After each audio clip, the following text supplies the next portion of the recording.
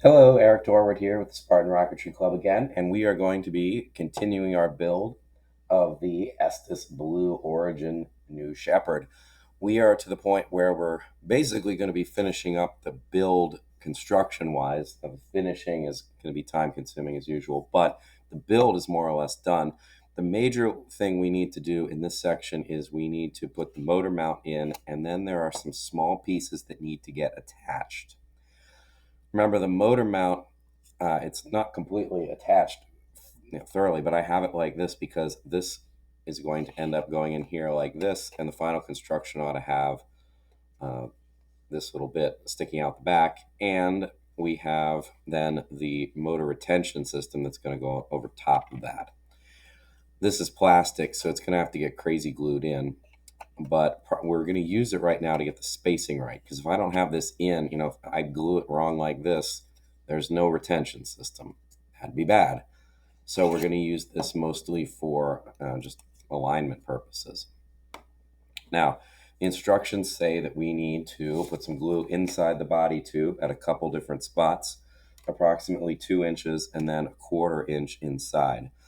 The 1/4 inch, I'm just going to use the glue bottle directly to do that, but the other one, I'm going to have to brush the glue on. I suspect this is not enough glue, uh, but that's fine. 2 inches, I'm not going to measure it. I'm just going to eyeball it because I've done this many times. It's probably, it's about this far. And if you are doing this for the first time, then by all means, you might want to measure a line on your dowel that you're using to apply the glue, and that'll help you make sure it's in far enough. All we really want to do is make sure that the far part of the engine mount is in the glue. So it doesn't need to be perfect, and we're not going to use like the 2 inches to tell us precisely where to put the motor mount anyway. So I have painted the glue inside. Now I'm going to apply glue, and again, I'm not going to put it right at the edge. It says a 1/4 inch. A little dribble there, and that's because it's when it fits in, there's going to be approximately a 1/4 inch. You can see right here this 1/4 inch of plastic, and then the engine mount. So I'm going to kind of eyeball about that distance. Probably it's, you know, I would like to get it as close to a 1/4 inch as possible.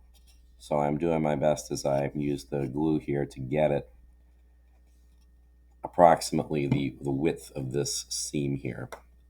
That looks pretty good. I don't actually need to brush this out because I used the nozzle kind of like a brush. So this should be pretty good. Now I'm going to put my finger down the motor here, or the engine retainer. No, motor mount. There we go. To get good control of it so I don't push it in too far or not far enough. And it goes, this is actually a pretty loose fit as I'm putting it in, and you should probably test fit this first. There we go. Now, I don't want the plastic part on, um, but I need to get it off carefully without moving the engine engine mount. I suppose I could just let this dry in place, but I don't feel too comfortable about that. The plastic and the glue aren't going to stick together, but I'd still rather not risk it. So I'm going to try to spin this off without messing with the motor mount. There we go. So that's pretty good. Under normal circumstances, I would want to put a fillet of glue around the motor mount. But since this needs to fit snugly on, that's not the world's greatest plan. What I am going to do, however, is I'm going to let the glue there dry a bit, because the next step in the instruction is I need some crazy glue, some CA glue, and I need to paint rather, whatever you want to do with it. I need to apply it on the inside of the tube here, and then this is going to go over the top. But the last thing I want to do is try to push this down and have it catch on the motor mount, this part here, and whoop, it's still very wet, and I don't want to have it jostle around. So, in fact, I kind of jostled it there, so I need to make sure that this still fits right. So I'm going to put it back on, and I'm going to, you can see I moved it pretty far. That would be bad. So I'm going to put it back on and make sure that it is in the right place, because otherwise I've kind of ruined the whole thing. So back on it goes, and I'm going to pull, pull this back out so that it's sticking out the proper distance. There we go. So I think what I'm going to do again is I'm screwing this up as I talk about it. I'm just going to unscrew this and let it dry. Now, while I'm letting that dry a little bit, there are a couple other things. So there are a couple little pieces of balsa here. These are just very small shapes. These are going to go like this, where the strafe that we glued on is going to kind of attach over the plastic. These need to be crazy glued in place, but I'm not going to attempt that until everything's all set. The other kind of odd thing is this, so that this is one end. This is like the rear end. The front end of this is also going to get little pieces. And those little pieces, if you read the instructions carefully, and it's always a good idea to read through the whole thing before you start doing stuff. The front end little tiny pieces, they attach directly to the nose cone. They attach in here. Now, under normal circumstances, that wouldn't really matter. We just crazy glue them in place, and it is what it is. But the problem with this is the little pieces need to fit in there. They have to be white. If they're wood colored, this is going to look terrible. So they have to be painted before we attach this. And they are exceedingly small. They're about this size. So painting them individually is just unpleasant. So what I did was I cut everything else out of the balsa sheet except for these little pieces, and you can see them here. And I just painted the sheet white. Now, I only used primer. I could probably painted it with 2 coats of primer and then the actual like gloss white that I'm going to use. But I also need to be able to paint the edge of it, which I can't do when it's still in the sheet. So what I'm going to do is I'm just going to hand paint some white paint over the top of these things once, after I glue them in place. So at this point, I need to cut these out because they're basically ready. And, since I'm waiting for the glue to dry anyway, no real waste there. Now, since I've painted over top of the crack, this could potentially be a little difficult to see where I need to cut. And it feels kind of gummy as I'm cutting through it because even though this is dried for several days, it doesn't feel like just cutting through balsa. Because I'm not just cutting through balsa, I'm cutting through some paint on the top as well. So what I'm going to try to do here is I'm going to cut just where I see the places where the wood is still attached. And I'm just going to be very careful about that because the last thing I want to do is break one of these tiny, tiny little pieces. And I'm going to cut through both sides just to make sure that I'm not damaging anything. I'm not going to try to push them out either, not until I've done a good job of cutting my way through here. I can actually see a little bit better on this side where the attachment points were. So there they go. They are largely cut out at this point, but yeah, I'm going to make sure I cut these very carefully.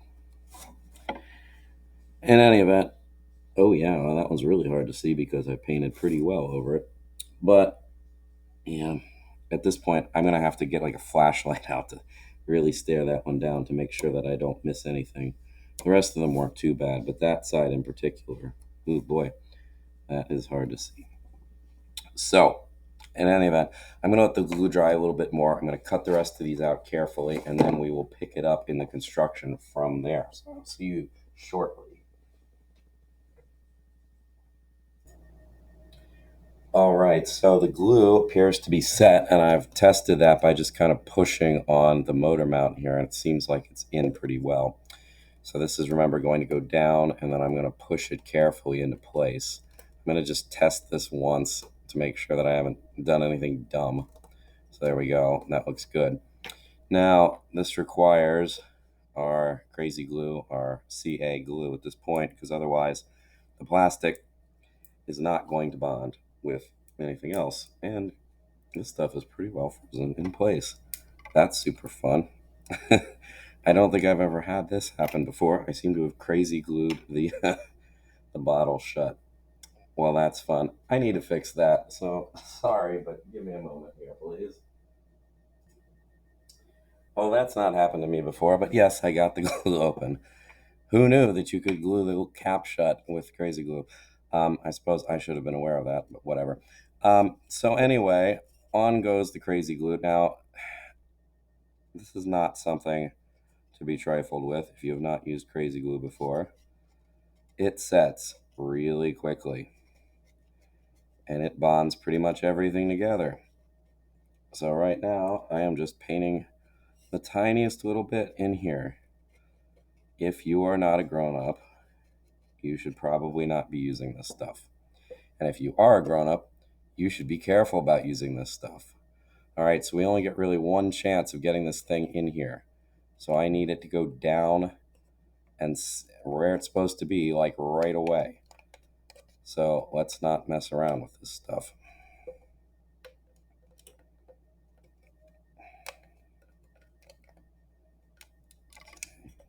I'm just being very careful because the last thing I want to do here is glue it not the whole way down because that would ruin the build. And I'm getting kind of nervous about this actually because it's not moving as smoothly down as I would like for a variety of reasons. So what I'm actually going to do is, instead of run the risk of this getting stuck, because again, this is one of those things that if you screw it up, it is not fixable because I need to have the motor part sticking out so I can get the retainer on. I'm actually going to let that dry and I'm going to attempt this again, but I think I'm going to sand it down first because I don't feel good about that. But in the meantime, what I can do, oh, let me give it a test fit again. Yeah, see, it's not attaching as smoothly as I would like, and the glue is more or less, it's really, well, it's not quite dry, but it has lost a lot of its adhesive power. So that just needs to wait for a little bit. And you know what? This is a good lesson.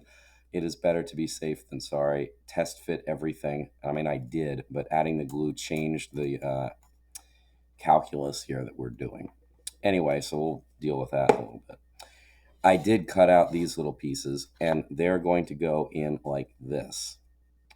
Now, and you can tell they're white, and the edges are not. So I'm going to hand paint this at some point, at least the edge.